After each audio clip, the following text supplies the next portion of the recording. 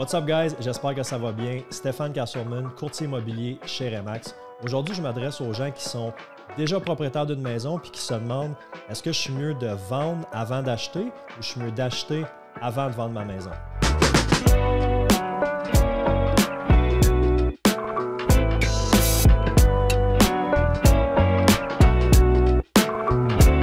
Une transaction immobilière, ça peut apporter son lot de stress, son lot d'émotions. Tu sais, c'est souvent le plus gros investissement qu'on va faire dans notre vie. Mais une chose qui est vraiment importante, bien sûr, c'est une question de timing. Donc, pour répondre à la question, est-ce que c'est plus facile de vendre avant d'acheter ou d'acheter avant de vendre?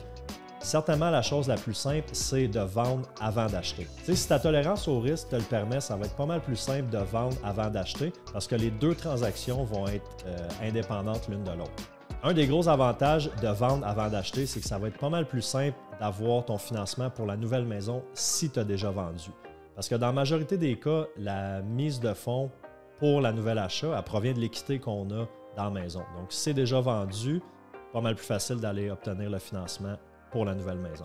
Deuxième avantage, c'est qu'en vendant en premier, bien, tu vas être capable de savoir exactement c'est quoi le montant que tu peux te permettre pour la nouvelle maison, c'est quoi le montant exact de ta mise de fonds, c'est quoi ta capacité d'emprunt.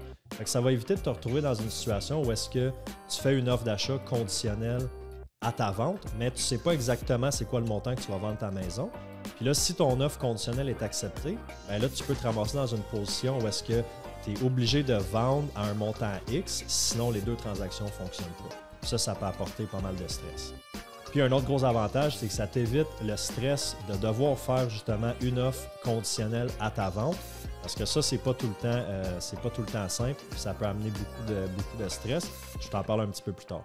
Je te dirais que le seul inconvénient de vendre avant d'acheter, c'est que si tu vends ta maison, disons en mars, avec une prise de possession pour le 1er mai, puis tu n'as pas réussi à trouver ta nouvelle maison avant le 1er mai, bien, tu vas être obligé de déménager, puis tu peux devoir te reloger pendant une couple de semaines, une couple de mois chez des amis de la famille, peut-être louer un appartement en attendant de déménager dans ta nouvelle maison.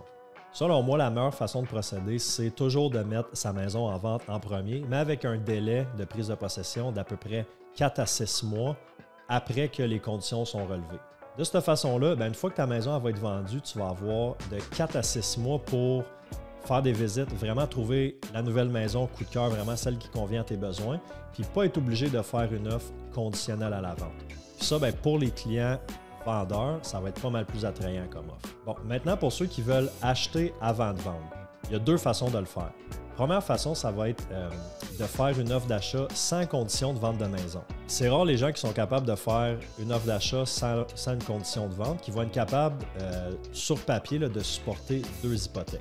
Je dis sur papier parce que dans la majorité des cas, oui, on va obtenir un financement sans avoir vendu, mais les deux transactions vont se retrouver à être notariées pas mal en même temps là, ou quelques semaines d'intervalle. Fait que là, on peut faire un pré-pont, un bridge qu'on appelle, mais dans la majorité des cas, c'est juste sur papier. Ce n'est pas la majorité des gens qui sont dans cette situation-là où est-ce qu'ils ont la mise de fonds en banque qui ne provient pas de la vente, puis qui sont capables d'avoir un financement pour une deuxième propriété.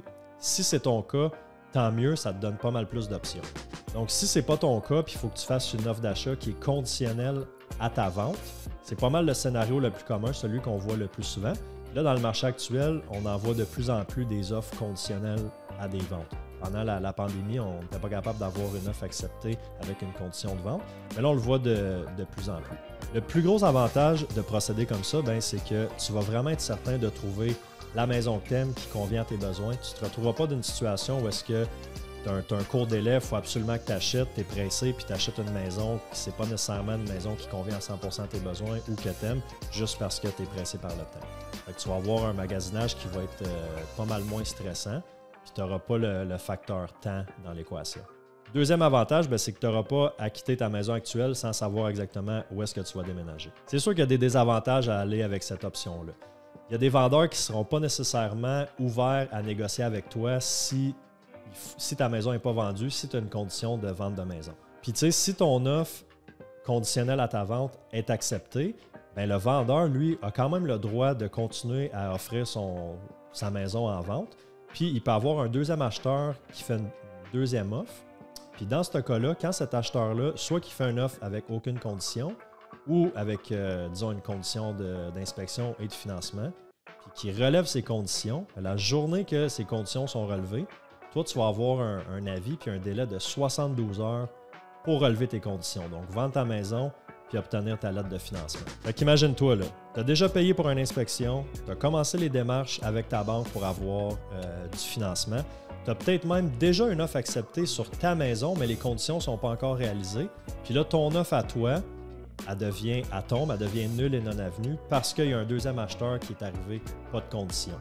Imagine-toi le stress que ça peut causer. Si tu décides d'acheter avant de vendre, ma première suggestion, ça va être d'appeler ton courtier immobilier pour qu'il puisse orchestrer tout ça. Il va pouvoir présenter ton offre d'achat qui va être conditionnelle à la vente, mais en rassurant le vendeur que tout a déjà été mis en place au niveau de la mise en marché, puis que dès qu'il accepte ton offre, ta maison elle va pouvoir être sur le marché.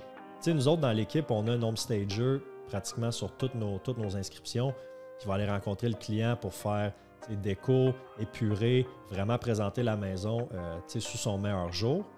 Puis si les photos ont été prises, tous les documents ont été demandés, tous les détails ont été donnés, toute l'information a été fournie, bien, la journée qu'on a l'offre d'achat acceptée, dans la même journée ou sinon le lendemain matin, on peut mettre ta maison en vente.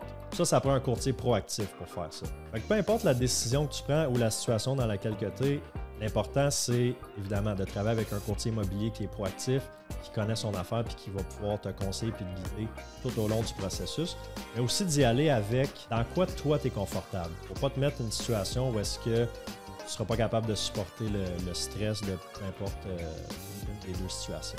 En espérant que cette vidéo-là t'a été utile, si jamais tu as des questions, des commentaires, écris-moi-les dans les commentaires, ça va me faire plaisir de te répondre. Puis si ce n'est pas déjà fait, je t'invite à t'abonner à ma chaîne, à liker, laisser un commentaire, ça fait toujours plaisir. Donc, bonne journée, à bientôt!